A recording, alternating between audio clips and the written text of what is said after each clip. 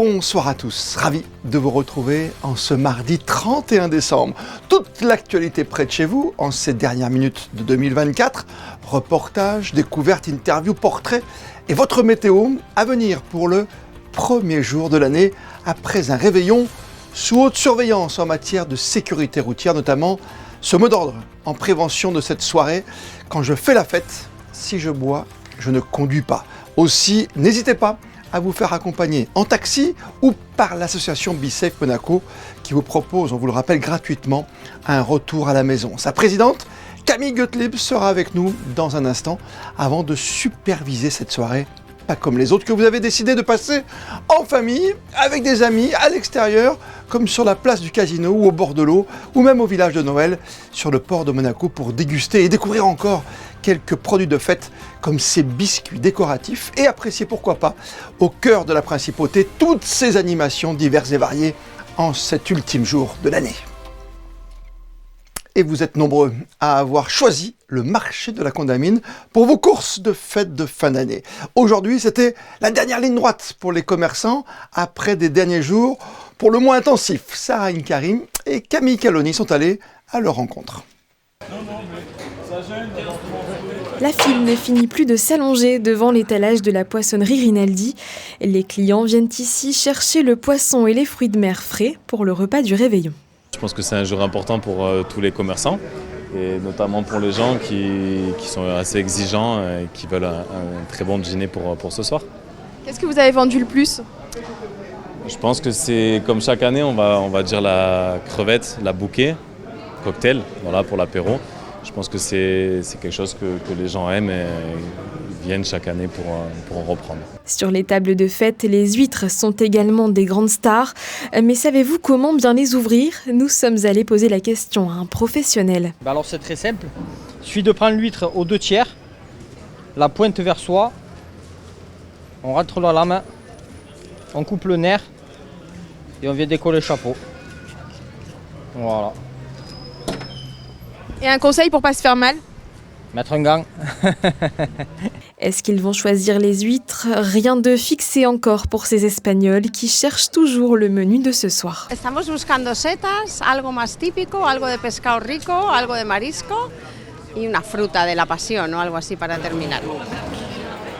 On n'oublie pas le fromage et cette découverte de taille au coin du fromager. C'est un vacherin Mont d'Or de 3 kilos. C'est à partager, une dizaine de personnes, c'est à mettre au four ou à la cheminée et c'est un délice.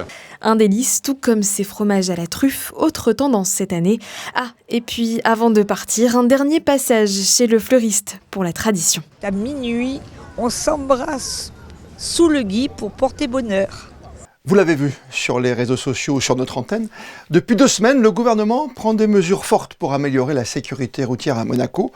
Des initiatives qui font suite aux 2 accidents très graves survenus sur les routes de la Principauté, qui ont fait 5 blessés. Entre sanctions accrues et prévention, par tous les moyens de communication, dont Monaco Info, nous faisons le point complet dans ce reportage signé Alban Jean-Jambre, Gaëtan Lebrun, Alexandra Marangoni et Lionel Bernardi.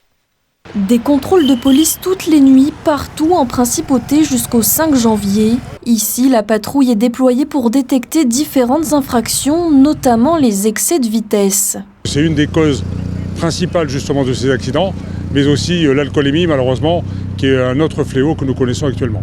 Ces contrôles routiers intensifiés font suite aux différentes mesures mises en place par le gouvernement pour améliorer la sécurité sur les routes monégasques. Nous allons installer des radars dans tous les tunnels de la ville et des radars tronçons. Et en 2025, un nouveau projet de loi sera proposé pour permettre des contrôles plus inopinés à Monaco. Pouvoir contrôler les automobilistes qui conduisent sous l'influence de l'alcool ou des stupéfiants, peu importe, comme c'est le cas dans d'autres pays. Ici à Monaco, pour l'instant, la loi ne le permet pas, puisqu'il faut qu'il y ait un accident ou une infraction qui soit commise pour que le contrôle soit fait. Désormais, dans le projet de loi qui va être déposé très rapidement, il y aura la possibilité pour les forces de sécurité, sur réquisition du procureur général, par exemple, de l'autorité judiciaire, de déclencher des contrôles inopinés dans certains lieux, à certains moments, très mobiles. Une augmentation des sanctions est bien sûr prévue à plusieurs égards.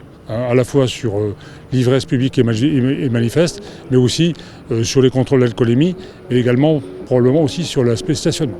Entre sanctions et prévention, le gouvernement diffuse aussi sa campagne de sensibilisation pour inviter la population à avoir une attitude raisonnée pendant les fêtes. Pour rappel, différentes alternatives existent pour pouvoir rentrer chez soi en toute sécurité, comme les taxis ou les navettes de l'association BeSafe. Et parlons justement de cette alternative promue par le gouvernement princier dans son message, notamment depuis ce week-end accidentogène du 13 décembre. Des accidents qui ont été suivis de près par les équipes de BeSafe Monaco et notamment par sa présidente Camille Gottlieb qui est notre invitée ce soir. L'entretien est signé Sarah Nkari. Bonsoir Camille Gottlieb. Bonsoir. Comment avez-vous réagi suite aux 2 accidents qui se sont produits il y a 2 semaines? Cela vous désole de voir qu'il y a encore des personnes qui reprennent le volant après avoir bu? Alors non seulement ça me désole, mais ça nous met en colère aussi avec l'équipe BeSafe. Mais d'un côté aussi, ça nous encourage à continuer à se battre et à vraiment faire de BeSafe une association référence dans la principauté. C'est pour vraiment faire une sensibilisation globale au niveau de la principauté et au niveau même national. Si on peut toucher la France aussi, c'est avec grand plaisir. Et à la suite de cette actualité, le ministre d'État a pris la parole et a annoncé la tolérance zéro. Vous avez d'ailleurs représenté votre association lors de cette conférence. Que pensez-vous des annonces du gouvernement ? Alors les annonces du gouvernement ont été exemplaires et très rapides. Monsieur Didier Guillaume, je pense, a voulu vraiment mettre un point d'honneur sur la sensibilisation et vraiment sur les faits. Que l'alcool au volant, ce n'est pas anodin, c'est très dangereux et ça peut briser des vies. Et le gouvernement, je pense, a pris conscience, vraiment conscience que malheureusement Monaco n'est pas épargné de ces faits-là et il n'y a que la peur et que ce soit par la perte du permis, que ce soit par l'argent, que ce soit par la perte de quelqu'un, c'est vraiment la peur en fait qui fait réagir les gens. On sait d'ores et déjà que l'un des 2 accidents survenus il y a 15 jours était lié à l'alcool. Pourtant, il existe des solutions. BeSafe en fait partie. Est-ce que vous pouvez rappeler le service que vous proposez au sein de votre association ? BeSafe tourne toute la nuit, tous les vendredis, samedis de minuit à 5h. Et elle tournera, il y aura normalement 2 navettes pour le 31 décembre, donc la soirée du Nouvel An, avec un agent de sécurité aussi qui sera là pour épauler le chauffeur parce que c'est pas facile lors de grosses festivités comme ça de gérer non seulement les clients à l'intérieur, de gérer toutes les personnes surtout en état d'ébriété, donc dans les 2 navettes et pour ramener un maximum de personnes. Donc BeSafe est là, les taxis sont là, la compagnie des autobus de Monaco est là, le gouvernement est là et a mis des choses en place. Et nous avons mis des choses en place, donc la solution est vraiment entre les mains de chaque personne. À portée de main. Et qui peut faire appel aux véhicules BeSafe? Les monégasques, résidents et même les visiteurs? Alors tout le monde peut faire appel au service de BeSafe. C'est simple, une fois qu'on a bu et qu'on se sent pas de rentrer chez nous, même à pied, parce qu'on se dit bon, j'ai un peu peur de trébucher ou de tomber ou quoi que ce soit, on appelle BeSafe. Après, bien évidemment, si la personne est dans un état d'ébriété avancé, là, malheureusement, il faudra appeler les pompiers ou la police. Mais c'est vrai que nous, on ramène les personnes résidant à Monaco, les monégasques, mais aussi les gens qui viennent faire la fête à Monaco et qui peuvent rentrer chez eux, tous ceux qui habitent vers Beau-Soleil, Cap-d'Aille, Roquebrune, Cap-Martin. Donc c'est vrai que toutes les solutions sont mises en œuvre pour que les gens rentrent en sécurité. Donc oui, les communes limitrophes et de tous âges, les fêtards peuvent... À n'importe quel âge. N'importe quel âge, que vous soyez, vous venez tout juste d'avoir 18 ans ou que vous sortiez d'un dîner entre collègues ou entre amis à 45 ans, 50 ans ou même 60 ans, vous êtes complètement éligible à prendre BeSafe et vous êtes complètement dans votre droit et surtout, il vaut mieux prendre BeSafe. Voilà, et les navettes sont gratuites, on le rappelle. Vous avez établi plusieurs partenariats avec des établissements de nuit, mais aussi l'IUM. Est-ce que vous pouvez nous en dire un peu plus ? Alors oui, nous avons beaucoup de partenaires sur Monaco, bien entendu, surtout les établissements de nuit ou les restaurants. On a une étroite collaboration avec le groupe de monsieur Flavio Briatore, qui a le Cipriani, qui a aussi le Twiga. Et avec l'IUM, on s'est rapproché donc, depuis le terrible accident qu'il y a eu l'année dernière à cette même période. On a travaillé ensemble sur des groupes de parole, sur de la sensibilisation dès la rentrée avec les nouveaux bachelors pour parler, pour leur expliquer qu'est-ce qu'était BeSafe, pourquoi on avait fondé cette association. Et on est en train de développer encore plus ce partenariat avec eux. Ils nous aident aussi financièrement, ils organisent des soirées où certains bénéfices nous reviennent. Et maintenant, on a les IUM Angels, c'est ceux qui ne boivent pas toute la soirée et qui décident de gérer les gens et donc du coup de soit les amener par des bus qui sont affrétés à l'avance ou soit avec la navette BeSafe directement. Quel est le bilan de l'association depuis sa création en 2017 ? Est-ce qu'on sait combien de personnes sont rentrées en sécurité grâce à vous ? Rien que cet été, on a ramené plus de 1000 personnes. L'été dernier, pareil. Et je pense que l'association BeSafe prend de plus en plus d'ampleur. Notre objectif est vraiment de faire prendre conscience aux gens que boire et conduire, c'est pas possible. Donc de toutes les manières, il faut prendre cette décision avant de sortir. Donc BeSafe, on part de rien et on arrive à accomplir de très très grandes choses et de très belles choses. Et ça nous prouve que notre cause est légitime et notre cause touche vraiment tout le monde. Tout à fait, on espère que le message sera passé pour le réveillon du 31. Merci. Merci beaucoup Camille Gottlieb d'avoir été avec nous. Merci beaucoup.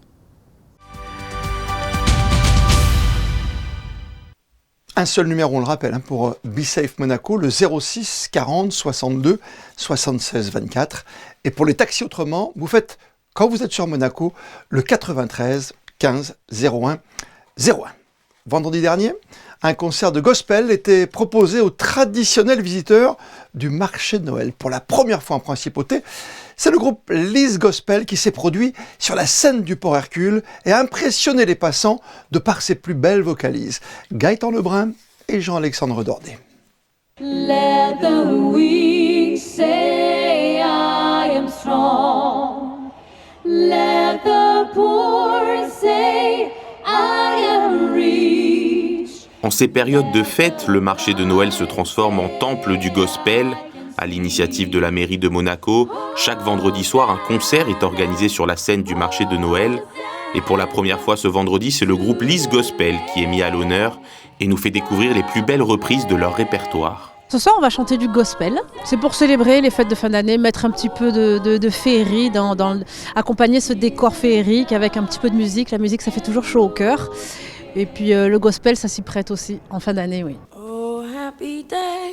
Oh, happy day. C'est le film Sister Act qui m'a beaucoup plu. J'aimais déjà un petit peu le gospel, mais avec le film, ça a été vraiment une révélation pour moi. When Jesus walked. When Jesus walked.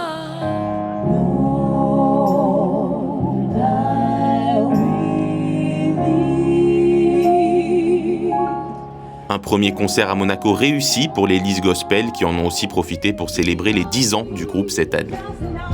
Lead on me.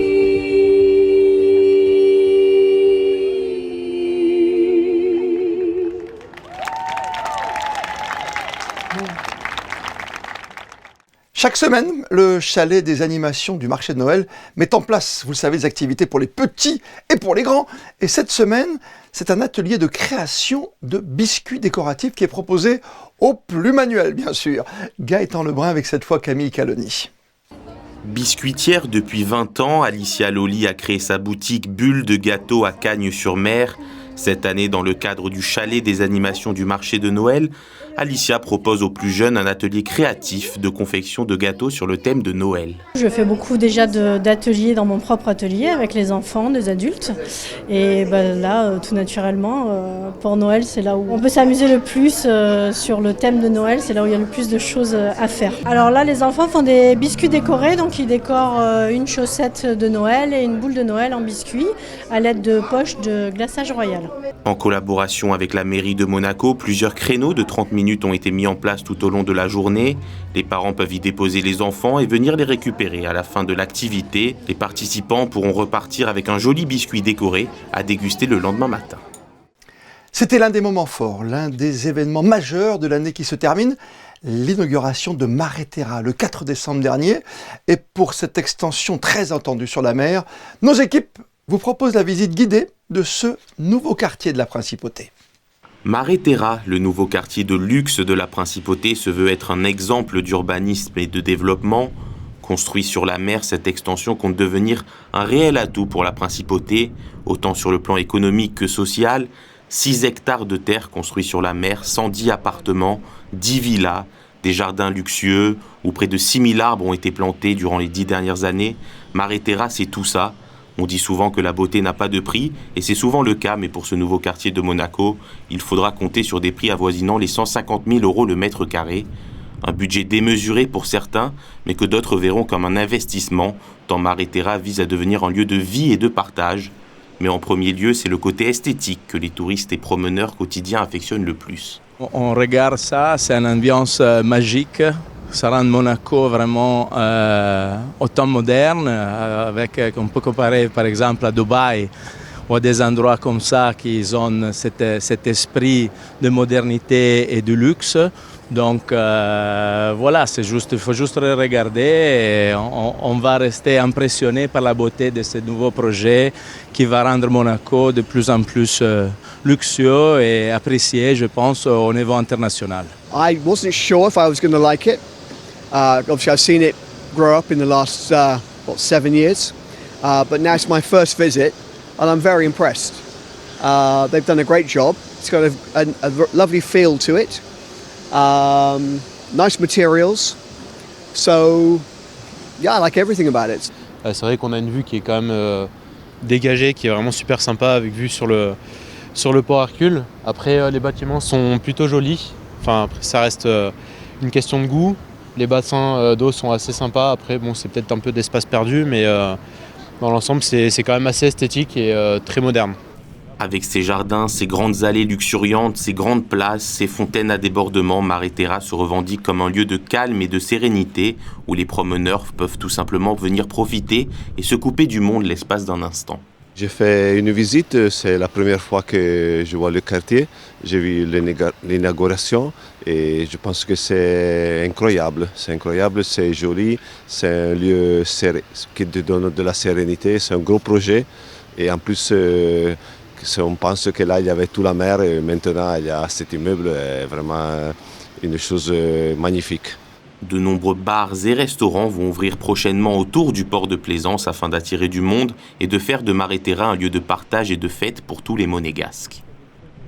Les lecteurs de notre confrère Nice Matin ont élu comme sportif azuréen de l'année le talentueux meneur de la Roca Team, le basketteur américain Mike James, plébiscité à près de 30% dans les votes, devant le vététiste niçois Loïc Bruni. Autre champion rouge et blanc dans le top 10, Cassandre Beaugrand, 4e, Antoine Zegdar, Magnès Akliouche et Charles Leclerc, respectivement eux, 5e, 6e et 7e de ce palmarès 2024. Une année riche en émotions sportives avec bien sûr les Jeux de Paris, mais pas que. Et vous justement, qu'allez-vous retenir de ces 12 derniers mois? Voici vos réactions. Les Jeux Olympiques de Paris, donc eh bien, c'était grandiose, c'était magnifique quand même. Hein, l'exploit, tous ces exploits de la France, c'était fabuleux. Josiane Pellico, du coup, c'est ça qui a marqué 2024. Je sais pas trop quoi dire d'autre. Enfin, en tout cas, elle a permis de libérer la parole, je pense, pour malheureusement les femmes. Et ça serait bien du coup que ça continue en fait. C'est surtout le cyclone qui a tout dévasté, quoi. C'est surtout ça. Mare Terra, alors c'est quelque chose de beau. On a été la visiter il y a très peu de temps, mais on a beaucoup apprécié, quoi. Très très bien. Mare Terra, les Jeux Olympiques, alors ça aussi, hein, quand la flamme est venue là, c'était beau. C'est marquant, quoi. La réouverture, oui, Notre-Dame, c'était splendide, c'était émouvant. Pour moi, je pense que l'inauguration du collège et le Pasteur, en fait, je suis architecte, mais je n'ai pas travaillé sur ce projet, mais c'est mon agence qui a travaillé sur ce projet. Je pense que c'est un événement très important qui a eu lieu cette année, je pense. Et moi, c'est dernièrement les crashs d'avions qui en ce moment, ça me choque. J'ai l'impression qu'il y en a eu, 2, 3 ces 2 dernières semaines, c'est énorme et je fais que regarder ça. Je trouve ça horrible et je me rends compte de la chance qu'on a. Et moi qui suis effrayé des avions, ça me rassure pas du tout. Et vous ? Moi c'est la libération de Paul Watson. Ça c'est incroyable, c'est la meilleure nouvelle en fin d'année. Le Père Noël, il est libéré, c'est incroyable. En même temps, c'était honteux qu'ils soient emprisonnés pour ça. C'est quand même, il sauve des baleines et il est emprisonné 100 jours en plus. Donc là, il a été libéré et grâce aux Français en plus. Donc c'est trop cool, franchement, ça régale. Ouais. 2 choses. Une, la victoire de Charles Leclerc à Monaco. Et la deuxième chose, le fils de Charlie qui a porté la flamme olympique jusqu'au prince. Voilà. Donc très bonne année. Et dans un instant, ne manquez pas la grande rétrospective de l'année présentée par Patricia Navarro. Et puis avant votre météo concoctée ce soir par Sarah Inkari, on termine ce journal en images avec un retour sur les grands moments de 2024 qui ont marqué la vie en principauté, avec cette fois les photos liées cet été au passage du Tour de France, une dernière étape contre la montre entre Monaco et Nice, avec au final la 3e victoire sur la grande boucle de Tadej Pogačar. On se retrouve demain, 19h, pour un tout nouveau journal sur Monaco Info. Ce sera le premier de l'année 2025. D'ici là, belle et grande soirée à toutes et à tous. Et plus que jamais, vous le savez, vous êtes bien sur Monaco Info.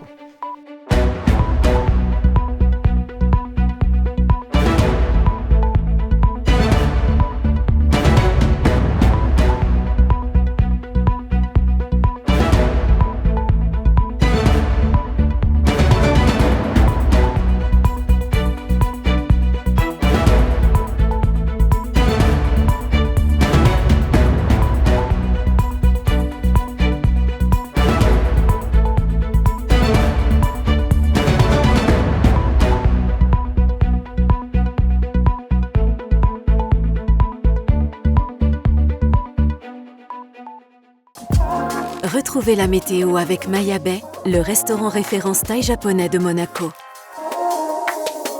Bonsoir à tous. Demain, 1er janvier, le temps sera sensiblement similaire à celui d'aujourd'hui. Le soleil brillera tout au long de la journée, offrant des conditions idéales pour commencer l'année en beauté.